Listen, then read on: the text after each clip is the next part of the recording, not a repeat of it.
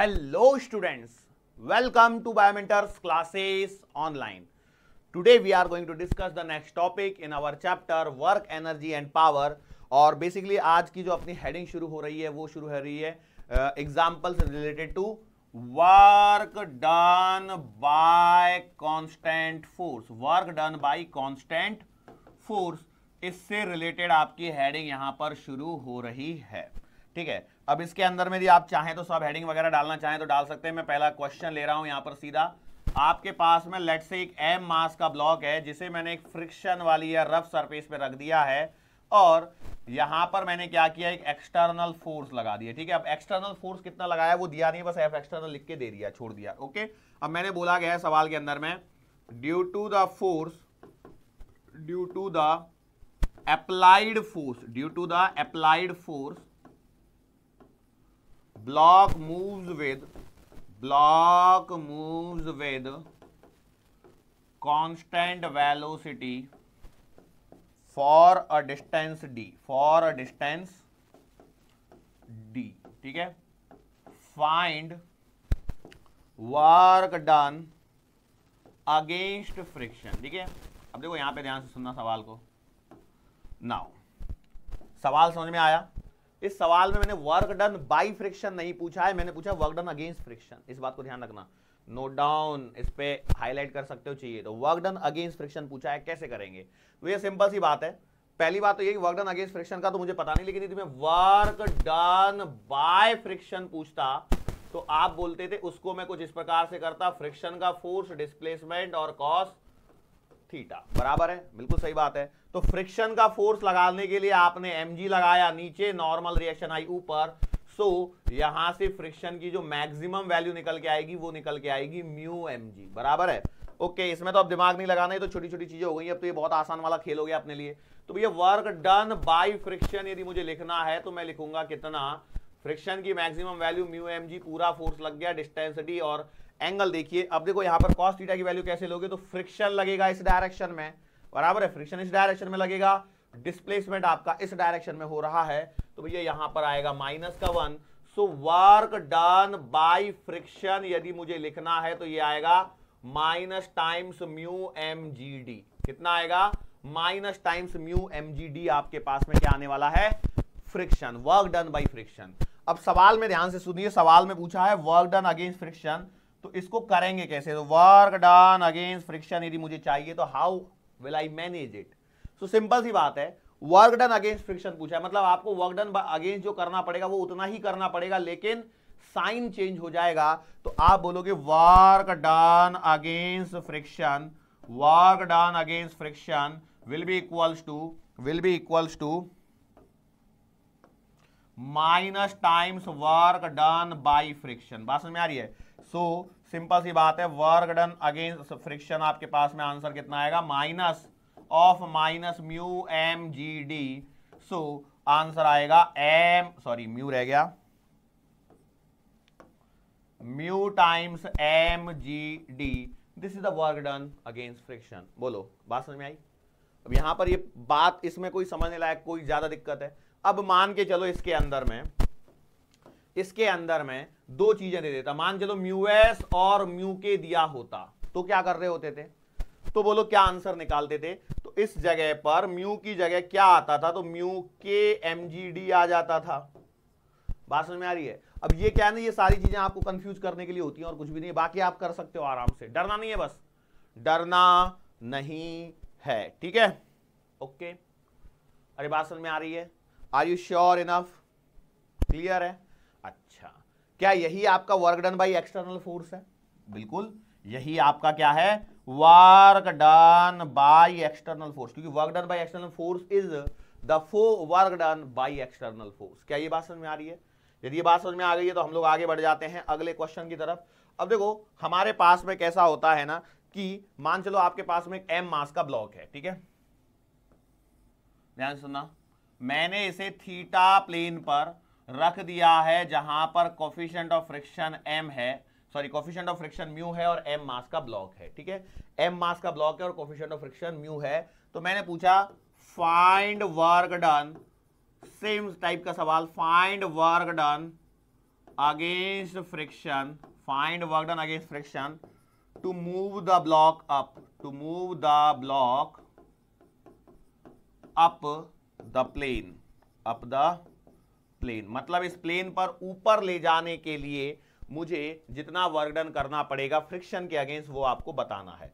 तो अब आप लैंग्वेज से समझ चुके हैं कि भैया वर्क डन अगेंस्ट फ्रिक्शन है, इसका मतलब work done by external force ही है। अब सोचिए यदि ये फ्रिक्शन वाली सरफेस पे रखा हुआ है और इसको ऊपर लेके जाना है, इसका मतलब ये है कि इसकी नेचुरल टेंडेंसी क्या रही होगी कि भैया देखो ये mg साइन थीटा के कारण इधर नीचे जाना चाहता है, ये इसका mg कॉस थीटा लगाओगे और यहां से आपको एक नॉर्मल रिएक्शन मिल जाएगी और नॉर्मल रिएक्शन से फ्रिक्शन का मैक्सिमम फोर्स आप निकालोगे, कितना आएगा म्यू mg कॉस थीटा, ये आपका फ्रिक्शन का मैक्सिमम फोर्स आ जाएगा।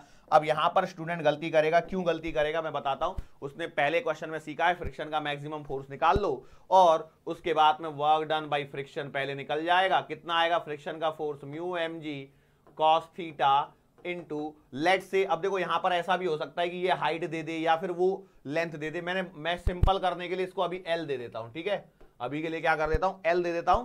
तो इसमें कई लोग कर जाएंगे एल और बाद में -1 लगा देंगे और सवाल का आंसर निकाल लेंगे, ठीक है। लेकिन मैं बता दूं आपको ये गलत है, ये क्या है गलत है। क्या गलती हो रही है सर, गलती क्या हो रही है पहले तो इसको ढूंढो, what's the mistake, find it. Okay चलो गलती हो गई इतना तो पता लग गया, लेकिन अब गलती को निकालने की कोशिश करते हैं। अब देखो यहां पर हो क्या रहा है, यहां पर एक सिंपल सी बात देखिए, mg साइन थीटा वगैरह सही है, सब कुछ सही है, वो सब कुछ सही है, फिर गलती क्या हो रही है सर, गलती ये हो रही है देखो यदि आप इस ब्लॉक को ऊपर लेके जाना चाहते हो, यदि इस ब्लॉक को आप ऊपर लेके जाना चाहते हो तो फ्रिक्शन किधर लगेगा, तो भैया फ्रिक्शन आपका इधर लगेगा। इसका मतलब यह है कि इस m मास वाले ब्लॉक पर एक तो उसका खुद का mg साइन थीटा नीचे लगी रहा है जिसके कारण वो नीचे जाना चाहता है, और साथ ही साथ में फ्रिक्शन जो कि है म्यू mg कॉस थीटा वो भी तो नीचे लग रहा है, और आपको ऊपर यदि इसको लेके जाना है तो आपको ऊपर एक्सटर्नल फोर्स इतना लगाना पड़ेगा जो इनके बराबर होगा। अब यहां पर मैंने सवाल में बोला नहीं है कि कांस्टेंट वेलोसिटी, लेकिन वो अंडरस्टूड है अपने आप ही कि भैया कांस्टेंट वेलोसिटी की ही बात कर रहे होंगे। तो भैया सिंपल सी बात है, जो यहां पर आपका एफ एक्सटर्नल बन के आएगा वो बन के आएगा mg साइन थीटा प्लस का म्यू mg कॉस थीटा। सो अब यहां पर आपके लिए वर्क डन निकालना कोई ज्यादा बड़ी बात नहीं है, तो work done by external force कितना आ जाएगा mg साइन थीटा प्लस का म्यू mg कॉस थीटा और into L that will be the work done by external force which is equivalent to work done against friction, that is equivalent to work done against friction। क्या ये बात समझ में आ गई, are you sure enough?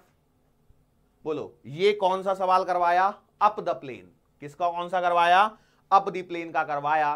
चलो अगला सवाल खुद से करो, यदि इस ब्लॉक को मैं नीचे लेके आना चाहता हूं तो क्या हो जाएगा, तो बताइए क्या आंसर आएगा, फटाफट से निकालिए। अगला सवाल आपको खुद से करना है, सेम सवाल है लेकिन मैं इस बार ब्लॉक को नीचे लेके आना चाहता हूं। सवाल देखिए फिर से सेम टाइप का सवाल है, एंगल थीटा, ये एम मास का ब्लॉक, यहां पर म्यू है आपका, work done to move the block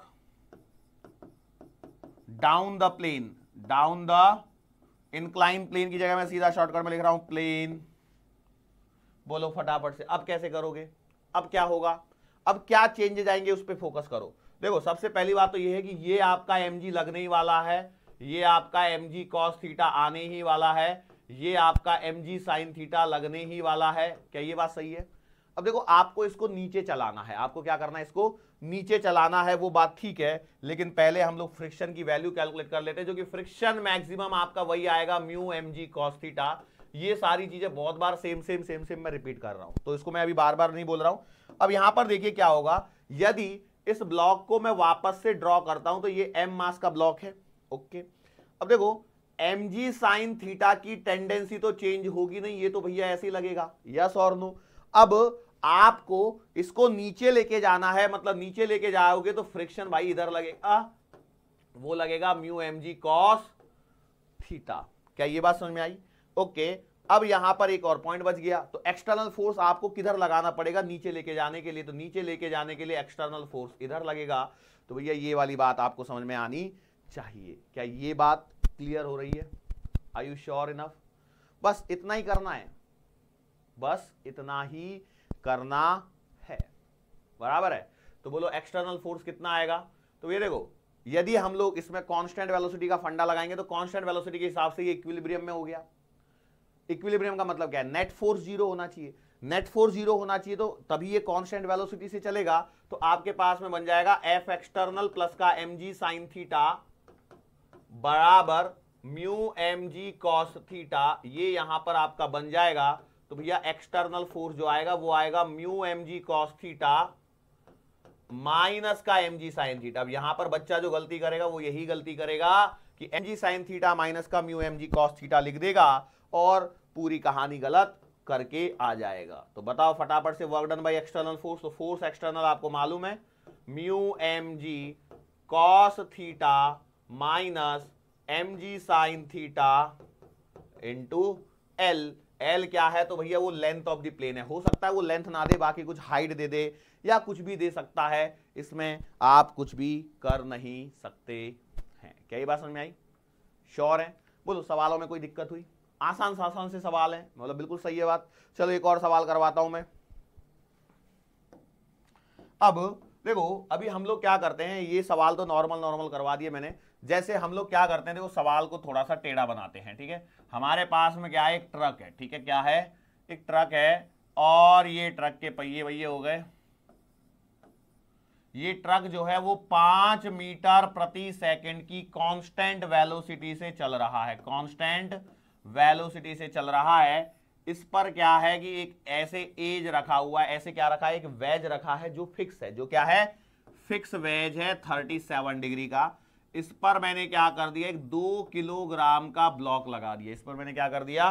2 kilogram का ब्लॉक रख दिया है। नाउ सवाल में बोला गया है कि block is at rest with respect to wedge. With respect to wedge, इस वेज के रिस्पेक्ट में ये ब्लॉक क्या है? रेस्ट पर है। कंडीशन याद है? ए बराबर जी टेन थीटा वाला कंडीशन हम लोग सीखे हुए हैं, वैसा ही कुछ तो भी हुआ है। अब यहां पर क्या है? लेकिन यहां पर फ्रिक्शन है। यहां पर क्या है? फ्रिक्शन है। सो फ्रिक्शन के केस में अब हमको थोड़ी सी यहां पर क्या रखनी है? सावधानी रखनी है। सवाल पूछा गया है find work done by friction in 2 second. Find work done by friction in 2 second. 2 second अच्छा नहीं लग रहा है तो आप कोई और डेटा ले सकते हो। अब यहां पर सोचो, ये जो ब्लॉक है वो रेस्ट पर है। किसके कारण रेस्ट पर है? तो भैया वो क्लियर सी बात है, फ्रिक्शन के कारण ही वो यहां पर क्या है? रेस्ट पर है। तो अब बस यहां पर जरा सोचना चालू कर देते हैं हम लोग। जैसे देखो, ये आपका 2 kg का मतलब नीचे लग गया 20, ये आएगा 20 cos 37 और यहां पर 20 sin 37। सही बात है। ऊपर में नॉर्मल रिएक्शन लग गई। ऊपर में क्या लग गई? नॉर्मल रिएक्शन लग गई। अच्छा, अब देखो यहां पर ध्यान से देखो, इसको चलाना कौन चाहता है? तो चलाना चाहता है 20 sin 37 वाला, बराबर है। अच्छा ठीक है, लेकिन फ्रिक्शन का जो फोर्स है वो कितना है? क्या वो आपका 20 cos 37 से आएगा निकल के? मैंने बोला देखते हैं भैया। यहां से हम सिर्फ एक बात कैलकुलेट कर सकते हैं, वो है एफ मैक्सिमम, और वो आएगा म्यू टाइम्स 20 cos 37। लेकिन ये मेरे पास तो अवेलेबल ही नहीं है, म्यू तो गिवन ही नहीं है सवाल के अंदर में। तो ये तो मेरा सवाल अटक गया। देखो सवाल अटका नहीं है, उसने ना लैंग्वेज को कुछ इस प्रकार से घुमाया है कि आप थोड़ा सा कंफ्यूज हो जाओ। देखो क्या सर जी, क्या लैंग्वेज को घुमाया है, तो मैं आपको समझाने की कोशिश करता हूं। देखो इसको ब्लॉक को मैं यहां पर बना लेता हूं, ठीक है। ऐसे मेरा ये ब्लॉक बन गया, ठीक है, ये ब्लॉक हो गया।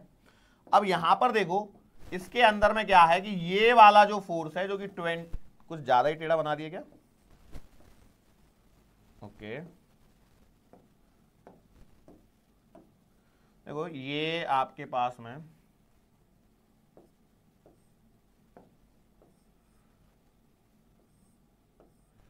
ठीक है, ये ऐसा बना दिया, ठीक है, जितना टेढ़ा हो गया ठीक है, कोई दिक्कत नहीं है। देखो यहां पर ये आपका 20 लग रहा था, कोई दिक्कत नहीं है। देखो ये 20 sin 37 ऐसा फोर्स है जो इसको चलाना चाहता है। बोलो 20 sin 37 की चाहत क्या है कि ये यहां पर चले, लेकिन सवाल में बोला गया है कि block is at rest with respect to wedge. इसका मतलब ये होता है मेरे दिमाग में कि भैया हो ना हो फ्रिक्शन ऐसे लगा होगा तभी तो उसने रोका होगा, यस और नो, बराबर है। और फ्रिक्शन कितना लगा होगा, फ्रिक्शन उतना ही लगा होगा जितना ये फोर्स है जो इसे चलाना चाहता है। तो भैया यहां पर फ्रिक्शन का जो फोर्स आएगा, फ्रिक्शन फोर्स वो आएगा कितना, 20 sin 37, 37 sin 37 3/5, 5 4 12 न्यूटन। तो ये आपके पास में फोर्स आ गया 12 न्यूटन का। क्या ये बात समझ में आई? अब देखो इसका डिस्प्लेसमेंट देखो क्या है, सर ब्लॉक तो एट रेस्ट पर है, इसका मतलब वर्क डन जीरो हो गया क्या? ध्यान सुनो, क्या अब यहां पर बोला गया है block is at rest with respect to wedge, तो क्या मेरा वर्क डन जीरो हो गया? बोलो जीरो हो गया क्या? नहीं हुआ। देखो अब सवाल ये पूछता है वर्क डन जीरो हुआ कि नहीं हुआ, इस बात पर डिपेंड करता है कि भैया वर्क डन किसके रिस्पेक्ट में पूछा है। मतलब क्या, यदि कोई बंदा यहां से देख रहा है तो उसके रिस्पेक्ट में तो इसमें एक फोर्स लग रहा है जो इस डायरेक्शन में, और इसका डिस्प्लेसमेंट इस डायरेक्शन में है ही है। बात को ध्यान से सुनिए, सवाल को ध्यान से सुनिए। मैंने बोला कि भैया if observer is observing from ground, observing from ground, ground से यदि कोई ऑब्जर्व कर रहा है, so there is a displacement, there is a displacement. और कितना डिस्प्लेसमेंट होगा? अब डिस्प्लेसमेंट सर कैसे निकालें, ये भी एक परेशानी हो गई। ध्यान से देखिए यहां पे क्या है, डेटा को ध्यान से पकड़ना होता है, बस कुछ नहीं है। डिस्प्लेसमेंट देखिए, ट्रक जो है ये 5 मीटर पर सेकंड से चल रहा है, तो ये पूरा का पूरा सिस्टम 5 मीटर पर सेकंड से चल रहा है। तो भैया 2 सेकंड में कितना चलोगे? भैया 5 मीटर पर सेकंड से 2 में चलोगे 10 मीटर, तो डिस्प्लेसमेंट भी तो हो गया। लेकिन ये जो 10 मीटर का डिस्प्लेसमेंट है ये कब है? यदि आप ग्राउंड से बैठ के ऑब्जर्व करते हो। तो भैया अब सीधा सीधा आ गया work done by work done against friction है, या वर्क डन बाई फ्रिक्शन पूछा, वर्क डन बाई फ्रिक्शन पूछा, तो वर्क डन बाई फ्रिक्शन बराबर, ध्यान से देखिए, फ्रिक्शन का फोर्स कितना है 12, डिस्प्लेसमेंट कितना है 10, और इन दोनों के बीच का एंगल, यहीं पे गलती होगी। सर कैसे पता आपको गलती होगी? करके देख लो, आपका आंसर निकाल लो, मैं बता रहा हूं जब तक। देखो हो क्या रहा है, ये डिस्प्लेसमेंट इस डायरेक्शन में, तो एंगल ये वाला लेना है आपको, मतलब ये वाला एंगल की बात यहां पर चल रही है। तो ये वाला एंगल आएगा कितना, देखो यहां से किया तो ये एंगल आएगा 37, तो ये एंगल आएगा 180 माइनस का 37, बस यही गलती होगी। सो वर्क डन बाय फ्रिक्शन आएगा कितना, 12 इंटू 10 इंटू कॉस 180 माइनस 37, मतलब माइनस का 4/5, 5 से काट लो, 2 बार कट जाएगा, तो कितना हो जाएगा, 4 दूना 8, 12 अट्टे 96 आ रहा है मेरे पास में, और माइनस का साइन और है, ठीक है, बात समझ में आ गई। अच्छा यहां से आपको एक चीज मैं बता दूं, वो क्या है कि वर्क डन जो है वो फ्रेम ऑफ रेफरेंस पर डिपेंड करता है। आपके सामने क्लियर एग्जांपल दिया, work done depends on frame of reference. यदि कोई यहां पर, कोई इस सिस्टम को यहां पर खड़े होके ऑब्जर्व कर रहा होता तो क्या हो रहा होता था, उसके रिस्पेक्ट में, इसके रिस्पेक्ट में डिस्प्लेसमेंट क्या है, जीरो है। वही सिंपल सी बात है, जहां पर डिस्प्लेसमेंट वाली चीजें होती है तो वहां पर ध्यान रखना displacement depends on frame of reference, और डिस्प्लेसमेंट फ्रेम ऑफ रेफरेंस पर डिपेंड कर रहा है, तो इसका मतलब वर्क डन भी क्या होगा, फ्रेम ऑफ रेफरेंस पे डिपेंड करेगा। Even though force does not depend on the work of frame of reference, लेकिन डिस्प्लेसमेंट तो वर्क फ्रेम ऑफ रेफरेंस पे डिपेंड करता है, और उसके कारण आपका वर्क डन भी क्या हो जाएगा, फ्रेम ऑफ रेफरेंस पे डिपेंड करेगा। क्लियर है? 4 सवाल किए हम लोगों ने अभी तक के लेक्चर में, और आगे बढ़ते हैं। चलो अब देखो इसमें हमारे पास में पुली वाले सवाल आ जाते हैं। कैसे? मैंने लास्ट लेक्चर में भी आपको बता तो दिया था, पर मैंने किया नहीं था। मैंने बोला था कि आप खुद से करने की कोशिश कर लेना एक बार। 1 kg 2 kg, अब मैंने डेटा क्या लिया था, आई ऑल्सो डोंट रिमेंबर, ठीक है। तो सवाल के अंदर में सिंपल सी बात है, पहला सवाल ये है, अच्छा एक काम करते हैं, इसमें टाइम से रिलेट करते हुए बोलते हैं कि क्या करते हैं, मतलब सवाल को चाहे जैसे घुमाया जा सकता है। पहले टेंशन और एक्सेलरेशन बता दो मेरे को, तो आप बोलोगे सर जी इसमें क्या दिक्कत है, ये लगेगा 20, ये लगेगा टेंशन, इसका एक्सेलरेशन इधर, ये आएगा 10, ये आएगा t, इसका एक्सेलरेशन ऊपर, यहां पर आप लगाओगे 20 माइनस का t बराबर 2a, वहां लगाओगे t माइनस का 10 बराबर 1a, सॉल्व करोगे तो 10 बराबर का 3a, तो a बराबर आ जाएगा 10/3 मीटर पर सेकंड स्क्वायर। और टेंशन कितना आएगा, टेंशन आएगा 10/3 प्लस का 10, सो टेंशन का फोर्स आ गया 40/3 न्यूटन। इतना काम तो मैंने पहले से जो सीखा हुआ है उस कॉन्सेप्ट से कर लिया।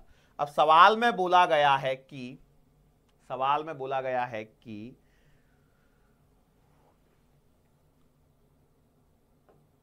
find work done by tension when 2 kilogram block moves 5 metre. अब यहां से आप बताइए किस पे वर्क डन की बात चल रही है और क्या पूछा गया है, सोचिए और बताइए फटाफट। ये देखो यहां लिखा है work done by tension when 2 kilogram block move 5 metre, बराबर है। अब सिंपल सी बात ये हो गई है कि भैया ये पूरा जो वर्क डन है वो 2 kg के ब्लॉक पे पूछा गया है। अच्छा तो वर्क डन बाय टेंशन आएगा क्या, टेंशन का फोर्स इनटू डिस्प्लेसमेंट और इनटू कॉस थीटा। टेंशन का फोर्स आपने लिख दिया 40/3, डिस्प्लेसमेंट है 5 मीटर का, और एंगल कितना है तो देखो टेंशन ऊपर लग रहा है, ब्लॉक नीचे जा रहा है, तो आ गया -1। सॉल्व कर लीजिए, 5 का 20, 200, 200/3 जूल, वो भी माइनस में। Work done by tension on 2 kg block, ये मेरा सवाल हो गया। अच्छा अब मैं यहाँ पे आपको एक और चीज बताना चाहता हूं, वो क्या है, वर्क डन बाय टेंशन निकालिए ऑन 1 kg ब्लॉक, सेम सवाल के लिए। तो बताइए 2 kg ब्लॉक नीचे जा रहा है तो 1 kg किधर जाएगा, 1 kg वाला ऊपर जाएगा, तो उस केस में क्या हो जाएगा, अच्छा कितना जाएगा, जितना 2 kg वाला नीचे आएगा, 5 मीटर से आया है तो इसका मतलब ये भी 5 मीटर क्या हो जाएगा, ऊपर चला जाएगा। तो work done by tension in on 1 kg block, तो कितना आएगा बोलो, टेंशन तो सेम है 40/3 इंटू डिस्प्लेसमेंट, ये भी 5 मीटर का ही आएगा, इंटू कॉस थीटा। तो इस बार ध्यान से देखिए, टेंशन का फोर्स और आपका जो डायरेक्शन है डिस्प्लेसमेंट दोनों सेम डायरेक्शन में है, तो इस बार आंसर आएगा कितना, 200/3 जूल प्लस वाला, 200/3 जूल प्लस के अंदर में आंसर निकल के आएगा। क्या ये बात समझ में आई, आर यू श्योर? अच्छा यदि मैं यहां पर net work done by tension पूछूं, सवाल को ध्यान से सुनना, मैंने पूछा होता net work done by tension तो वो कितना आता था, फटाफट बोलो कितना आएगा। तो भैया work done by tension on 1 kg and work done by tension on 2 kg, दोनों को ऐड कर लीजिए, आपका net work done by tension आ जाएगा। Net work done by tension force आ जाएगा, बोलो कितना आंसर आएगा, नेट का आंसर आएगा आपका 0। नेट का आंसर कितना आएगा, 0। क्यों, देख लीजिए आपके पास में डेटा ये है, यस और नो, बात समझ में आ रही है? अच्छा ऐसे ही मैं यहां पर और भी तो वर्क डन पूछ सकता हूं, ग्रेविटी के भी वर्क डन पूछ सकता हूं नहीं पूछ सकता, बिल्कुल पूछ सकता हूं, लेकिन एक बात ध्यान रखना, इसी सवाल को आगे बढ़ा रहा हूं question, find work done by gravity on 2 kg block, तो आंसर आएगा ग्रेविटी का फोर्स कितना है, 2 kg पर 20 लग रहा है, इनटू कितना चला है 5 मीटर, दोनों की डायरेक्शन सेम है, तो आंसर आ गया 100 जूल। अगला सवाल, एक और सवाल, अगला सवाल है find work done by gravity on 1 kg block, फटाफट बताओ इसका आंसर कितना आएगा। तो इसका आंसर आएगा, देखो 1 kg वाले के लिए वर्क डन बाय ग्रेविटी, तो ग्रेविटी का फोर्स कितना है 1 kg पर, 10 न्यूटन, चला कितना 5, और आंसर -1, क्यों, ग्रेविटी नीचे लग रही है और वो ऊपर चल रहा है, भैया 10 न्यूटन नीचे लग रहा है और ब्लॉक ऊपर जा रहा है 5 मीटर से, तो आंसर आ गया -50 जूल। और एक और खास बात यहां पर जो मैं आपको बताना चाहता था, find net work done bye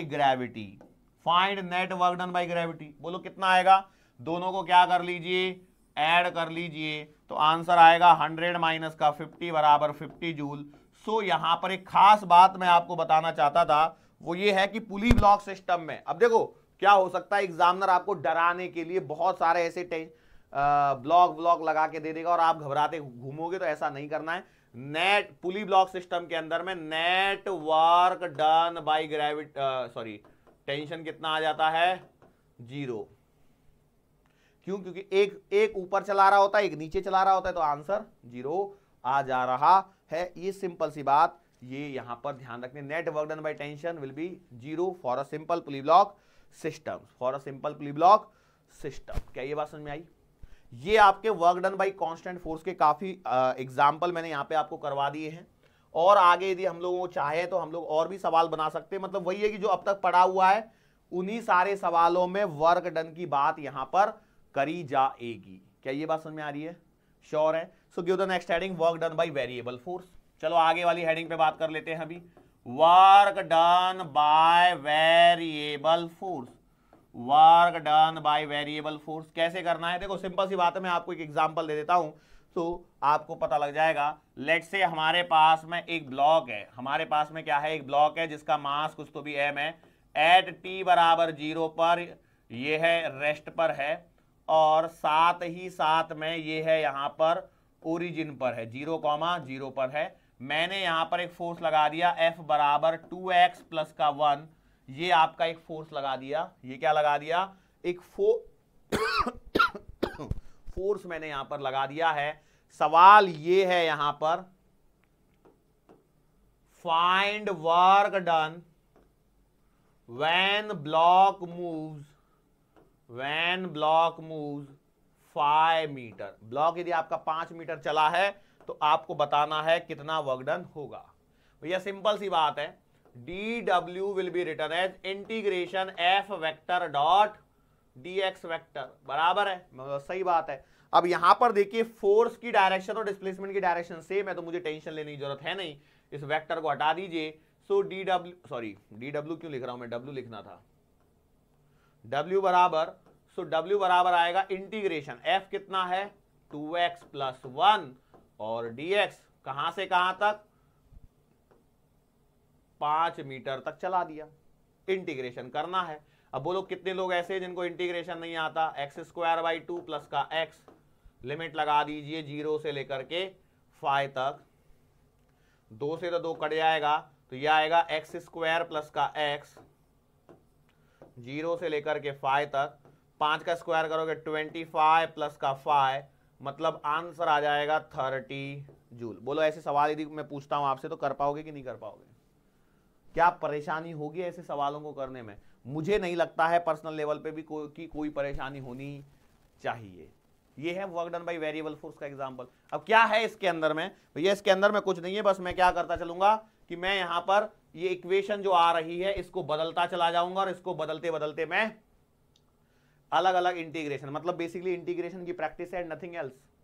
इसके अलावा कुछ नहीं है work done by variable force में, इंटीग्रेशन की प्रैक्टिस है। क्लियर है? चलो अच्छी बात है सर जी, ये वाली बात आपकी थोड़ी अच्छी लग गई कि आप बोल रहे हैं कि इंटीग्रेशन की प्रैक्टिस है, तो हम लोग मान लेते हैं। भाई मानने में क्या जा रहा है ना, मानने में क्या जा रहा है, मान लेते हैं। ओके चलो एक सवाल और करवा देता हूं, work done by variable force का। देखो इससे ज्यादा है नहीं इसके अंदर, मेरी आपके मन में यदि कुछ चल रहा होगा कि सर ऐसा होगा वैसा होगा, तो वैसा कुछ नहीं, बस इतना ही होता है। ठीक है, यदि आप चाहते हैं थोड़ा सा, यदि वेरिएबल्स को ही चेंज करना चाहते हैं, तो भैया सवाल ऐसा भी बनाया जा सकता है। लेट्स से आपके पास में एक m मास का ब्लॉक है जिस पर मैंने एक फोर्स लगा दिया F बराबर t², find work done in 2 second. लो अब थोड़ा सा सवाल डिफिकल्ट हो गया, अब थोड़ा सा सवाल क्या हो गया, डिफिकल्ट हो गया। और डिफिकल्ट मतलब कैसे हो गया, तो आप बोलोगे सर जी हम तो ठीक है, हम लोग तो जानते हैं w बराबर इंटीग्रेशन का dw, और w बराबर इसे इंटीग्रेशन में लिख देंगे f vector dot dr vector या dx वेक्टर, जो भी आप लिखना चाहें वैसे हम लोग लिख देंगे। लेकिन यहां तो परेशानी ये अटक रही है ना कि ये तो तब करते हैं ना जब फोर्स जो है वो x का फंक्शन हो, यस और नो।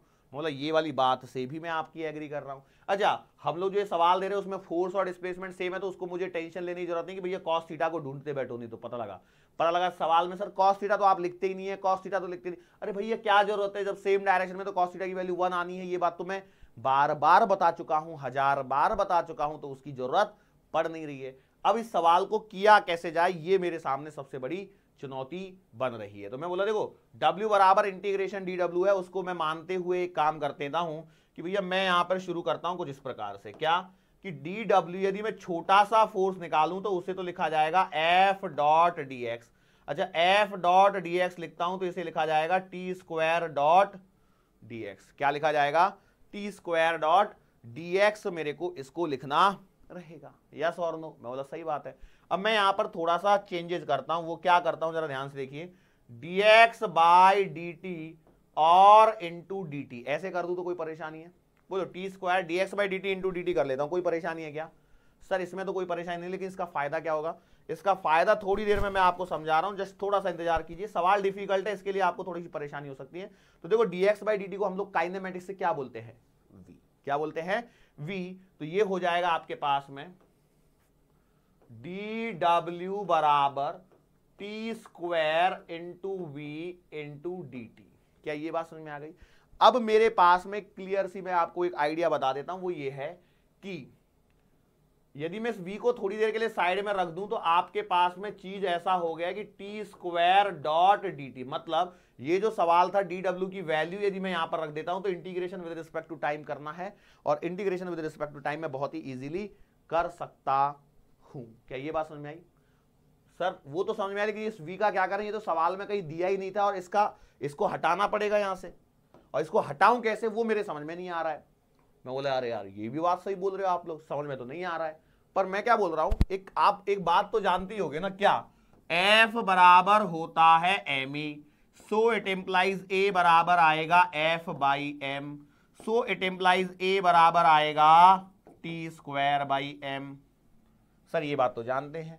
अच्छा ध्यान से देखो, A को मैं लिख सकता हूं dv बाई dt बराबर T square by m, yes और नो?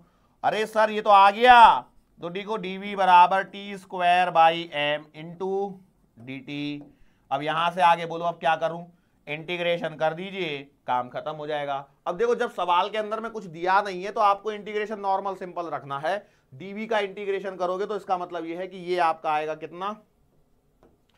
v बराबर, देखो v की वैल्यू मिल गई कितना? 1/m, तो as it is T square का इंटीग्रेशन कर दीजिए तो ये आएगा टी क्यू बाय 3 बराबर है टी क्यू बाय 3। तो भैया आप कह सकते हो v की वैल्यू आपको मिल चुकी है टी क्यू बाय 3m। कितनी मिल गई? T cube by 3m। अब आपका काम आसान होने लग गया है। अब आप क्या कर पा रहे हो? अब यहां पर आप देख पा रहे हो कि v की वैल्यू मैं यहां पर पुट कर सकता हूं। बोलो करो पुट। dw बराबर T cube upon 3m into T square D T. बोलो अब कोई लफड़ा बचा है क्या जहां पे कोई वेरिएबल की जगह, कांस्टेंट की जगह कोई वेरिएबल दिख रहा है? तो आई डोंट थिंक सो अब कोई प्रॉब्लम बची होगी। अब देखिए पूरा जो सवाल है वो dt में कन्वर्ट हो गया। मतलब ये वो चीजें हैं जहां पर आपको थोड़ी सी बुद्धि का इस्तेमाल करेगा कि करना पड़ेगा कि कैसे किया जाएगा। बोलो यहां तक समझ में आ गया? क्या ये dw की वैल्यू प्रॉपर आ गई?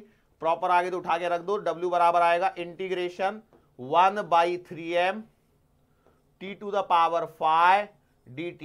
लेकिन लिमिट इस बार देखो यहां पर सवाल में पूछा गया है क्लियरली 2 सेकेंड, तो मतलब लिमिट आएगी 0 से लेकर के 2 तक।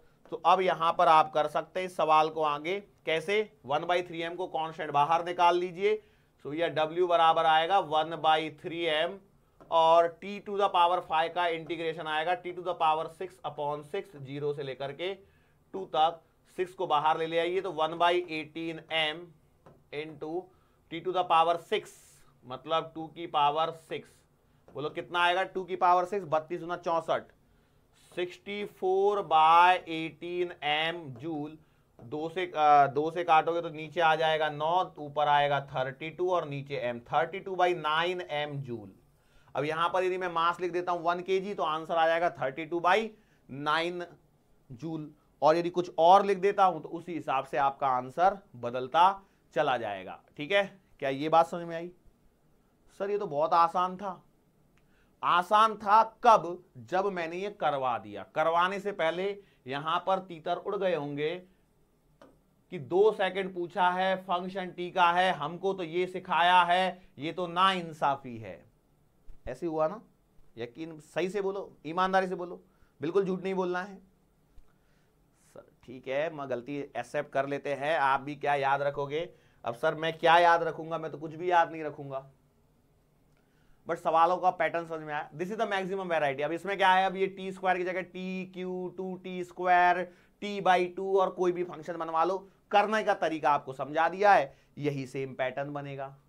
चलो अब हमारी अगली वैरायटी पे हम लोग मूव ऑन कर जाते हैं, और अगली जो वैरायटी है हमारी वो है work done by area under curve. Area under curve, ओ कैसे, देखो हम लोगों ने एक सवाल बना लेते हैं, सवाल जैसा चाहिए वैसा बना लीजिए।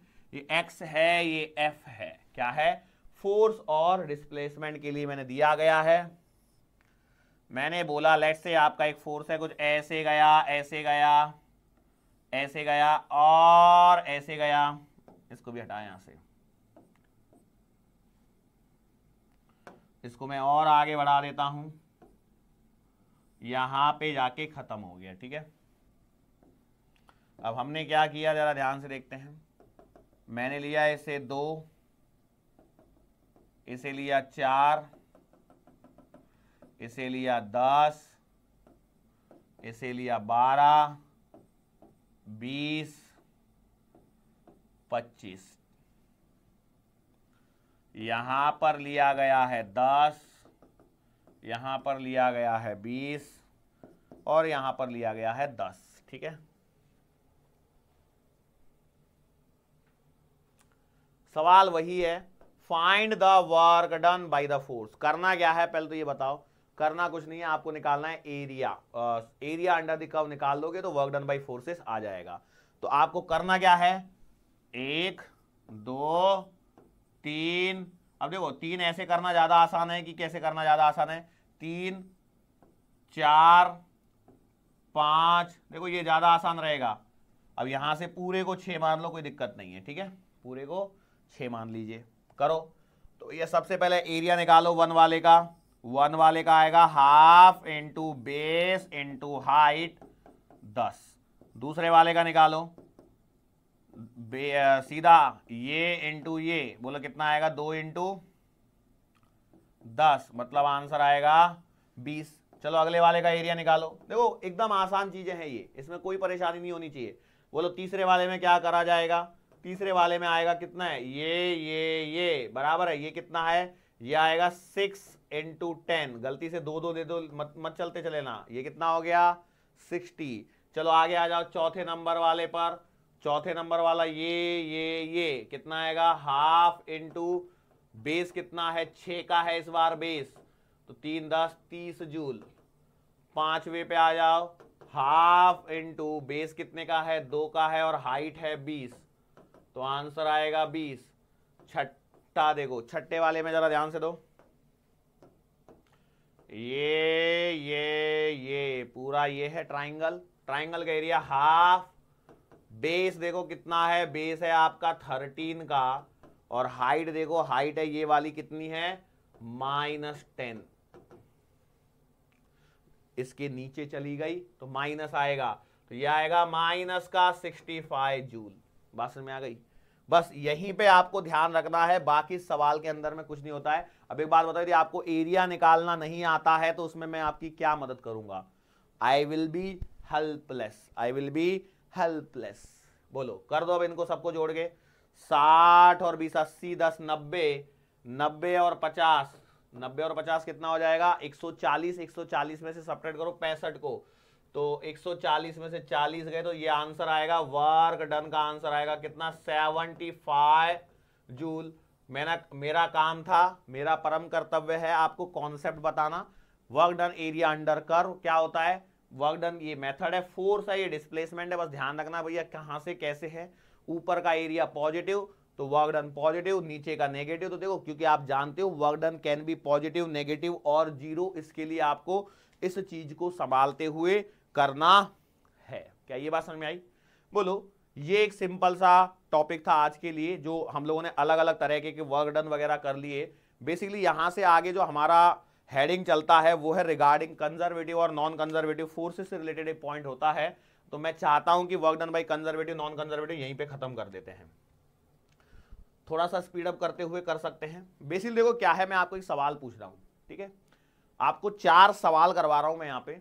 वो 4 सवालों के अंदर में एक कॉन्सेप्ट निहित है जिसे कहते हैं वर्क डन बाय कंजर्वेटिव और नॉन कंजर्वेटिव फोर्स का कॉन्सेप्ट, ठीक है। सवाल नंबर 1, ठीक है, ध्यान से रखना।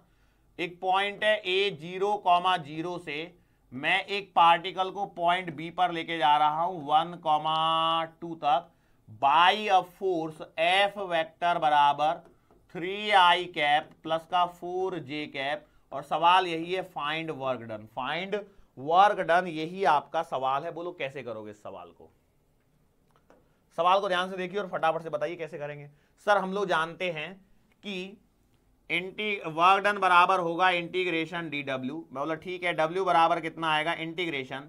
अब यहां पर ध्यान रखिए, बेसिकली क्या है ना, ये कौन सा फॉर्मेट है, एफ वेक्टर बराबर है ये F x i cap plus का एफ वाई जे कैप का फॉर्मेट है। मतलब आप लिखोगे इसे F x d x plus का integration F y d y limit plus का integration F z d z. लेकिन यहां पर ऐसी कोई दिक्कत है नहीं ज्यादा, इसको करने का दूसरा तरीका भी हो सकता है नहीं हो सकता है, मतलब देखेंगे तो भैया यहाँ पे आएगा x1 से लेकर के x2 तक, y1 से लेकर के y2 तक और z1 से लेकर के z2 तक। मैंने बोला सही बात है सर जी, ऐसे ही करना चाहिए। बोला ठीक है, अरे यही करना चाहिए कि नहीं करना चाहिए? मैं बोला सही बात है सर, ऐसे ही करना चाहिए। अच्छा तो यहां पर आपके पास में इसका आंसर आएगा fx कितना है, तो आपने लिखा 3 इंटीग्रेशन dx, लिमिट कहां से कहां तक, तो भैया x की लिमिट ध्यान से देखिए 0 से लेकर के 1 तक है, प्लस इंटीग्रेशन fy कितना है 4 इंटू डी वाई, इसकी लिमिट देखिए ध्यान से 0 से लेकर के 2 तक, आपने लगा दी लिमिट 0 से लेकर 2 तक। z तो है ही नहीं, मतलब कहानी खत्म। आप इसको फटाफट से एकदम शीघ्रता से सॉल्व करेंगे तो आंसर आएगा, देखो 3 का इंटीग्रेशन करोगे तो यह आएगा 3x, लिमिट आएगी 0 से 1 तक की, प्लस का 4 बाहर y पे लिमिट आएगी 0 से 2 तक की। सॉल्व करोगे तो आएगा 3 इंटू 1 प्लस का 4 इंटू 2। सो आंसर आएगा कितना 11 जूल। सही बात है। कई लोग बोलोगे सर ये क्या कर रहे हो आप, क्या हम लोग ऐसा नहीं कर सकते हैं, फोर्स वेक्टर हमें मालूम है 3i कैप प्लस का 4j कैप, और r इनिशियल वेक्टर मुझे मालूम है 0i कैप प्लस का 0j cap, r final vector मुझे मालूम है 3i cap plus 1i cap plus का 2j कैप। यहां से मैं डेल्टा r वेक्टर सीधा सीधा निकाल सकता हूं i कैप प्लस का 2j कैप। और एज आई नो दैट, जैसा कि मैं जानता हूं w बराबर f vector dot dr vector, तो मैं ऐसा कर दूं तो कोई दिक्कत है क्या? बोलो कितने लोगों के मन में पहले ही ये मेथड आ गई थी? फटाफट ईमानदारी से बोलना। बोलो कितने लोगों के मन में ये मेथड आ गई थी? अब तो सब बोलेंगे आ गई थी सर, लेकिन पहले इससे क्यों करी फिर? तो मैं आपको ये बताने की कोशिश कर रहा हूं कि भैया किसी भी मेथड से करो आंसर में कोई फर्क नहीं आता है। क्या ये बात समझ में आई? सर ये वाली बात समझ में आई। अब देखो क्या होता है, इस मेथड का एक्सक्लूसिवली उस इस्तेमाल हम कब करते हैं, तो देखो ये तो कांस्टेंट फोर्स था ना, ये कैसा था, कांस्टेंट फोर्स था, तो इसमें हमें टेंशन लेने की जरूरत बिल्कुल भी नहीं थी। तो ये हम इस मेथड से भी कर सकते थे, तो इससे करने की जरूरत नहीं है। इससे तभी करना चाहिए जब आपके पास में कैसा फोर्स हो, वेरिएबल फोर्स हो। कांस्टेंट फोर्स हो तो भैया इसी से काम चला लो। क्या ये बात समझ में आई? सर आपको कैसे पता लगा कि फोर्स कांस्टेंट है? भैया फोर्स चिल्ला चिल्ला के अपनी कहानी बता रहा है कि मेरे अंदर कोई एक्स, कोई वाई, कोई जेड की टर्मिनोलॉजी नहीं है, तो मैं कांस्टेंट ही हूं। क्या ये बात समझ में आई? अरे सर ये तो आसान था। अरे तो मैं कब बोल रहा हूं कि डिफिकल्ट है? भैया मैं बोलता ही नहीं हूं कि कोई चीज डिफिकल्ट है। ओके चलो अगला सवाल करते हैं, बिल्कुल सिमिलर टाइप का सवाल। इस बार ध्यान से रखना, ए पे ए के कोऑर्डिनेट दे रखे हैं 0,0, यहां से मैं इसे लेके जा रहा हूं बी पे 1,2 तक। सवाल वैसा ही चलेगा, लेकिन इस बार फोर्स दिया गया है x² i कैप प्लस का y² j कैप, और सवाल वही है फाइंड द वर्क डन। बोलो कैसे करोगे इस बार? सर ध्यान से देखिए, इस बार मैं क्लियरली बोलूंगा w बराबर इंटीग्रेशन fx dx। क्यों? क्योंकि आपको टर्मिनोलॉजीज दिख रही हैं। अच्छा मैं जेड वाली ले नहीं रहा हूं क्योंकि उससे थोड़ा सा लेंदी हो जाता है, हमें इतने में ही काम बन जाएगा। ओके तो आप देखेंगे इंटीग्रेशन fx कितना है, x² dx, fy कितना है y स्क्वायर dy, इसकी लिमिट 0 से 1, इसकी लिमिट 0 से 2। बोलो क्या दिक्कत है? कोई दिक्कत नहीं होगी। इसका इंटीग्रेशन करोगे तो आंसर आएगा एक्स क्यूब बाई 3, लिमिट लगा दी 0 से 1 तक। इसका आंसर आएगा वाई क्यूब बाई 3, लिमिट लगा दी 0 से 2 तक। सॉल्व करो फटाफट से।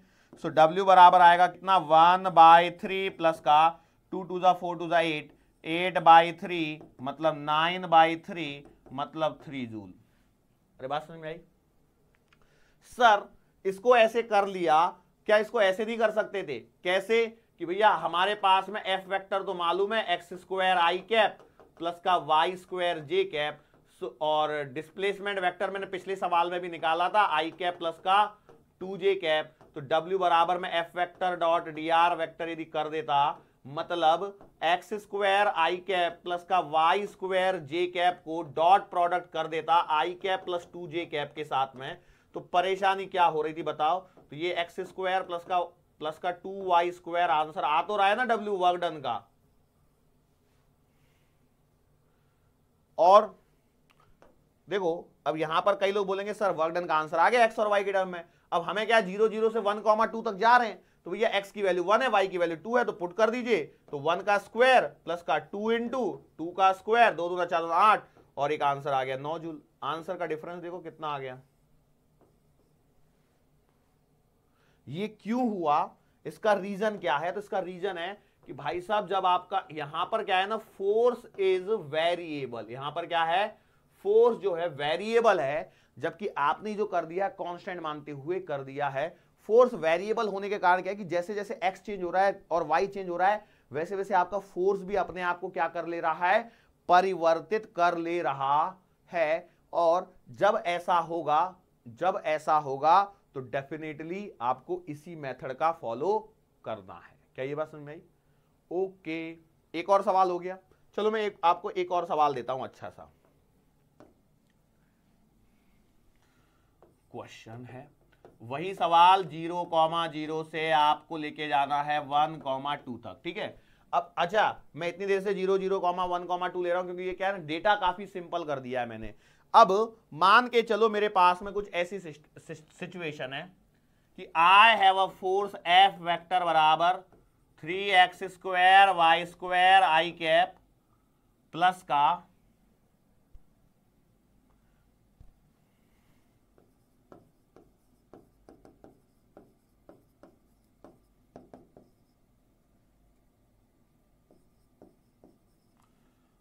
2x cube Y j cap. कई लोग सोच रहे होंगे मैं यहां पे नीचे क्या किया था, 2x cube Y j cap, मैं वो चीज बताऊंगा, तसल्ली रखो थोड़ा सा। अब क्या करें? तो आपने बोला सर जी कर दीजिए, W बराबर इंटीग्रेशन 0 से 1, यहां पर लिख दिया 3x square Y square dot dx plus यहां पर लिख दिया 0 से 2 2x क्यूब वाई dy। क्या ये बात समझ में आई? ओके, आगे देखने पर यहां पर ध्यान से देखिए, ये with respect to x integration है और ये with respect to y integration है।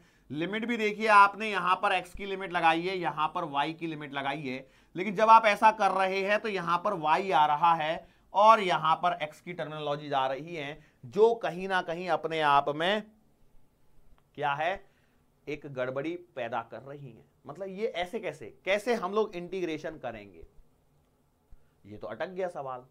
ये होती है एक स्पेशल वैरायटी। ये क्या होती है? एक स्पेशल वैरायटी होती है। इसको हम लोग सॉल्व करते हैं कुछ इस प्रकार से। कैसे सॉल्व करते हैं? तो देखो ध्यान से देखो, ये मेरा जो फोर्स का वेक्टर है, मैं इसे नीचे लिख देता हूं, ये है मेरा एफ वेक्टर। तो ये आ गया 3x square Y square I cap plus का 2x क्यूब वाई स्क्वायर, ठीक है। ओके, यहां पर जरा ध्यान से यदि मैं देखता हूं कुछ चीजों को, तो fx की वैल्यू है 3x स्क्वायर वाई स्क्वायर और fy की वैल्यू है 2x क्यूब वाई, बराबर है? यस और नो? इतना बात से एग्री हो गए? अच्छा, बेसिकली देखो, बेसिकली यहां पर ध्यान से देखो, it is a coefficient of I cap और ये वाली जो टर्मिनोलॉजी है वो है कोफिशिएंट ऑफ जे कैप। क्या ये बात सही है? ओके, तो हम लोग क्या करते हैं, यहां पर मैं आपको एक मेथड बता रहा हूं, उसको ध्यान से देखना। इसको इंटीग्रेट करिए with respect to X, Y constant मानते हुए, और इसको इंटीग्रेट करिए with respect to Y, X को कांस्टेंट मानते हुए। ध्यान सुनना जो मैं बोल रहा हूं, काफी इंपॉर्टेंट है ये चीजें। मैंने क्या बोला, जो एक्स वाला था मतलब आई कैप के सामने जो लिखा था उसको इंटीग्रेट करना है विद रिस्पेक्ट टू एक्स। जब with respect to X integrate कर रहे हो तो वाई को कांस्टेंट मान लीजिए। ओके, तो देखो क्या हो जाएगा, ऐसा करने पर आपको क्या मिलेगा, आपको मिलेगा देखो 3x² का इंटीग्रेशन आएगा x³/3, और y² तो कांस्टेंट है, 3 से 3 कटेगा, मतलब आंसर आया x³y²। बस में ही। अब कई लोगों ने जब स्क्रीन पे देख लिया होगा, जब मैं कुछ लिख रहा था तो आपको देखा होगा कि आपको x³y² लिखा हुआ दिखा था। सर हमें तो नहीं दिखा, कोई बात नहीं दिखा तो। अब अगले वाले में देखो मैंने क्या बोला, integration with respect to y। तो देखो मैंने क्या किया, 2 को एज इट इज, x को कांस्टेंट है तो इसे x³ लिख दिया, और y का इंटीग्रेशन किया तो y²/2 आया, 2 से 2 कट गया, ये टर्मिनोलॉजी मिल गई x³y²। क्या ये बात समझ में आई? यदि जब कभी ऐसा सवाल आए कि देखो x के अंदर y के अंदर x, z ऐसी टर्मिनोलॉजी घुसी पड़ी हुई हो, तो आपको ये प्रोसेस फॉलो करनी होती है। मान के चलो z वाला भी होता कोई, तो मैं उसी के अकॉर्डिंग एडजस्ट भी कर लेता था। तो मैं आपको बताता अगले इस स्टेप में क्या करना है, integration with respect to z करना, और x और y दोनों को कांस्टेंट लेना है। तो जब ऐसा हो और ये टर्मिनोलॉजी सेम आ जाए तो इसे कहते हैं, ये जो टाइप है इसे बोला जाता है perfectly differentiable, perfectly differentiable variety, perfectly differentiable type function, ऐसा इसे बोला जाता है। अब कई लोग बोलेंगे सर ये तो बेसिक मैथ्स में तो आपने कभी पढ़ाया नहीं था, की जरूरत नहीं थी। एक सवाल है, करवा रहा हूं, वैसे नहीं भी कराऊं तो कोई दिक्कत नहीं है, क्योंकि अपने नीट और मेडिकल के लेवल पे है नहीं। लेकिन क्या है, देखो हर बार हम लोग क्या करते हैं, थोड़ा सा ऊपर पढ़ लेते हैं, तो ये थोड़ा सा ऊपर वाला पार्ट ये चल रहा है आपके सामने। इससे मैं आपको कुछ चीजें और बता दूंगा साथ ही साथ में, जिससे आपको एक प्लस पॉइंट अपर एज मिलेगा। ये बात समझ में आई? तो जब कभी ऐसा आए तो आप सवाल को इस प्रकार से कन्वर्ट कर लीजिए। किस तरह से कन्वर्ट करेंगे वो मैं आपको दिखा रहा हूं। आप लिख दीजिए सीधा सीधा W बराबर इंटीग्रेशन डी ऑफ, जो फंक्शन लिखा है उसे लिख दीजिए x³y², और लिमिट लगा दीजिए पूरी की पूरी 0 से लेकर के 1,2 तक की, बराबर है। अब ये 1,2 तक की जब लिमिट आप इसके अंदर में पुट करोगे तो बेसिकली लिमिट कैसे पुट कर रहे हैं, ध्यान से देखना, ध्यान से देखना। ये पूरा ये बन गया, मतलब ये कैसी चीज हो गई, इसे मैं ऐसे मान सकता हूं डी ऑफ पी। इस टर्मिनोलॉजी को मैंने क्या मान लिया, पी मान लिया। तो डीपी का इंटीग्रेशन कितना आ जाएगा, पी। तो मैं बोला ठीक है, लेकिन सर लिमिट का क्या करें, तो भैया यहां पर पुट करके देखो, तो लोअर लिमिट क्या है, x की जगह 0, y की जगह 0, तो ये आ गई 0, और अपर लिमिट क्या है 1,2 है। भैया दो लिमिट साथ साथ में चलती हुई देखी है क्या, नहीं देखी, तो हमको उसको सिंगल में कन्वर्ट करना है। x की जगह 1 रखो, y की जगह 2 रखो, तो 1 का क्यूब 1 इंटू 2 का स्क्वायर 4, 4 इंटू 1 करने पे आ गया 4। ये बात समझ में आई? तो अब इसका इंटीग्रेशन सॉल्व करें तो इसका इंटीग्रेशन आएगा p, और लिमिट आएगी 0 से लेकर के 4 तक। सॉल्व करने पर आंसर आ गया 4 जूल। अरे बाप रे सर, हमें कैसे पता लगेगा कि कैसे क्या करना है, मतलब हमको यदि मन में आया घर पे बैठ के सवाल बनाने हैं तो सवाल कैसे बनाएंगे। लो सवाल बनवाऊंगा आपको, तसल्ली रखो। सवाल बनता कैसे, बेसिकली पता है क्या, मेरे दिमाग में पहले ये होता है, यहां से मैं ये सवाल क्रिएट करता हूं। ओ ऐसा भी है क्या? यस, मैं देखो आपको क्रिएट करने का तरीका सिखा देता हूं। जैसे मान के चलो आपने मन में एक फंक्शन लिया, ठीक है, आपने मन में एक फंक्शन लिया x² y² z², ठीक है, ले लिया। अब इसको क्या करो, विद रिस्पेक्ट टू x कर दो पहले डिफरेंशिएशन, सिर्फ विद रिस्पेक्ट टू x, तो क्या आएगा 2x y² z²। अब विद रिस्पेक्ट टू y करो तो आंसर आएगा 2x² y z², और विद रिस्पेक्ट टू z करो तो आपको मिलेगा 2x² y² z। तो इसका मतलब यह है कि मैं आपको सवाल में जब फोर्स दूंगा तो वो दूंगा 2x y² z² i cap plus का 2x² y z² j cap plus का 2x² y² z। बात समझ में आई? ये मेरा सवाल होगा यदि मैं 3 तक भी जा रहा हूं तो, ठीक है। सर इसमें ना थोड़ा सा सब एक जैसा दिख रहा था तो समझ में नहीं आया, एक और एग्जांपल ले लीजिए प्लीज। लो एक और एग्जांपल। तो मेरे मन में फंक्शन माना X cube Y Z square. तो मेरा पहला target with respect to X करो डिफरेंशिएशन, तो आंसर कितना आएगा 3x square Y Z square. With respect to Y करो देखो तो ये आएगा कितना एक्स क्यूब जेड स्क्वायर, और विद रिस्पेक्ट टू जेड करो देखो कितना आएगा 2x क्यूब वाई जेड। अब देखो अब मेरा जो फोर्स दिया जाएगा सवाल के अंदर में वो कुछ ऐसा दिखेगा, force vector is given as 3x square Y Z square I cap plus का x cube Z square J cap plus का 2x cube Y Z K cap. अब देखो, अब हर एक का इंटीग्रेशन करके यहीं पे क्रॉस चेक करवा देता हूं। इसका इंटीग्रेशन आई कैप वाले का देखो किसके रिस्पेक्ट में किया था, ध्यान से देखो मैंने टुकड़े तोड़े थे। कोफिशिएंट ऑफ आई कैप लिखा था, coefficient of J cap, integration with respect to X और वाई कांस्टेंट माना था। इस बार क्या है वाई और जेड कांस्टेंट मानेंगे और फिर से देखो ये फंक्शन बनेगा। तो यहां पर जरा ध्यान से देखिए, इसका विद रिस्पेक्ट टू एक्स करना है तो देखो 3 as it is, x square का करोगे तो x cube upon 3, y as it is, z square as it is, 3 से 3 कट जाएगा तो ये आ गया x cube Y Z square. आ गया क्या देखो। चलो अगले वाले का करो थोड़ा सा, इस वाले का देखो ये क्या है जे कैप के सामने वाला है, मतलब विद रिस्पेक्ट टू वाई करना है। अब वाई तो है नहीं तो मैं क्या कर दूंगा सीधा सीधा वाई लगा दूंगा, तो इसको सीक्वेंस में लिखूंगा तो आएगा X cube Y Z square. और लास्ट वाला और देख लीजिए यहां पर, इसका किसके रिस्पेक्ट में है, ये के कैप के सामने है मतलब जेड के रिस्पेक्ट में करना है तो 2 as it is, X cube as it is, Y as it is, ये आएगा जेड स्क्वायर बाई 2, 2 से 2 कटेगा तो देखिए X cube Y Z square. तो ये अपने आप सेम आ गए। मतलब बेसिकली क्या एग्जामिनर के दिमाग में पहले से ये चीज होती है, और मैं आपको बता दूं ये आएगा ही नहीं, सवाल पूछे ही नहीं जाएगा एग्जाम के अंदर में। क्या ये बात समझ में आ गई? Are you sure enough? बोलो ये सवाल समझ में आए। एक और सवाल करवा लेता हूं जहां से आपको चौथा, देखो सवाल पे नंबर डालना, ये 4 सवाल है इंपॉर्टेंट। क्वेश्चन नंबर 4 जहां से मैंने शुरू किया 0, 0, 1, 2 तक वाला। तो देखो मैंने क्या बोला, पॉइंट ए इसके कोऑर्डिनेट्स हैं 0, 0 से बी तक लेके जा रहा है 1, 2 तक। मैंने अब आपको एक फोर्स दिया है और वो है वाई स्क्वायर आई कैप। बस मेरे पास में एक फोर्स वेक्टर गिवन है वाई स्क्वायर आई कैप, और सवाल वही है find the work done, find the work done. ठीक है, अब क्या होगा, ये सवाल जो है उसको सॉल्व करना पॉसिबल नहीं है। क्यों पॉसिबल नहीं है?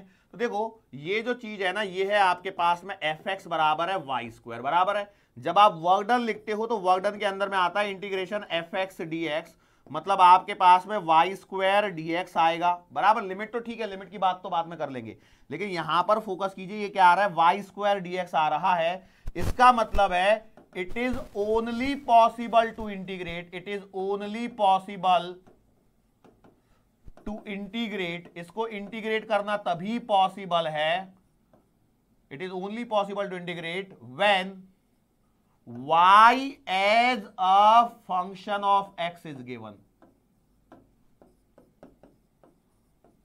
मतलब y का जो ग्राफ गिवन हो या फिर y की वैल्यू x के उसमें गिवन हो तभी हम लोग इसको सॉल्व कर सकते हैं। मतलब ध्यान से सुनना, it is only possible when y as a function of x is given. इसका मतलब क्या है, इसका मतलब यह है कि भैया इसका ग्राफ यदि गिवन हो, क्या गिवन हो, ग्राफ गिवन हो तभी पॉसिबल है। और इसका मतलब क्या है कि भैया इसका मतलब यह है कि पाथ गिवन हो जिस रास्ते से वो जा रहा है। भाई देखो यहां पर y as a function of x, मतलब जब तक y की वैल्यू आपको x के टर्मिनोलॉजी में पता नहीं है तब तक आप इंटीग्रेशन नहीं कर सकते, और इंटीग्रेशन नहीं कर सकते इसका मतलब क्या है, या तो हमारे इसका मतलब क्या है कि आपको ग्राफ नहीं पता है, ग्राफ नहीं पता है बेसिकली मतलब यह है कि आपको पाथ नहीं पता है। क्या नहीं पता है? पाथ, किस रास्ते से ये फोर्स गुजर रहा है। तो बात समझ में आई? तो ये चौथा सवाल मैंने यहां पर करवाया, तो कंक्लूजन क्या निकाला 4 सवालों से, तो 4 सवालों से मैंने कंक्लूजन निकाला कि इन फर्स्ट 3, पहले जो 3 केसेस हैं उसमें मैंने I did not ask about path, I did not ask about path, मैंने रास्ते के बारे में कुछ भी नहीं पूछा। क्या मैंने रास्ते के बारे में पूछा? बट, लेकिन, किंतु, परंतु चौथा जो केस है, in fourth case, path is required, path is required. चौथे केस में आपको पाथ क्या है? जरूरी है। चौथे केस में पाथ क्या है? जरूरी है। तो इस बेसिस से मुझे कुछ तो भी आइडिया आता है, वो ये है कि भैया वर्क डन जो है पाथ पर डिपेंड करता है और कि नहीं करता है। सर पहले दिन में जरूरत नहीं पड़ी, तो वहां से तो हमारे दिमाग में आ रहा था कि वर्क डन पाथ पे डिपेंड नहीं करता है, लेकिन चौथे में आप बोल रहे हैं कि जरूरत पड़ रही है। तो बेसिकली क्या है ना, तो यहां पर एक स्टेटमेंट को ध्यान से लिखना, मैं क्या बोल रहा हूं, work done depends on path, depends on path on the basis of force, on the basis और टाइप ऑफ फोर्स, मतलब कैसे टाइप का फोर्स है उसके बेसिस पर ही आपका जो वर्क डन है वो पाथ पर डिपेंड करेगा, अदरवाइज नहीं। बात समझ में आई? तो इसका मतलब सर फोर्सेस का कुछ क्लासिफिकेशन अभी भी बाकी है क्या? यस। तो सर वो न्यूटन्स लॉज ऑफ मोशन में तो पढ़ाया ही नहीं आपने, वहां पे वो समझ में ही नहीं आता था, इसलिए पढ़ाया ही नहीं। सो यहां से लिख दीजिए कि भैया there are two types of forces, one is called as conservative force and दूसरा का कहा जाता है नॉन कंजर्वेटिव फोर्स। एक होता है आपका कंजर्वेटिव फोर्स, दूसरा होता है non conservative force. Hindi medium वाले टेंशन में आ गए, ये कौन सा नया फोर्स आ गया? संरक्षी बल, असंरक्षी बल।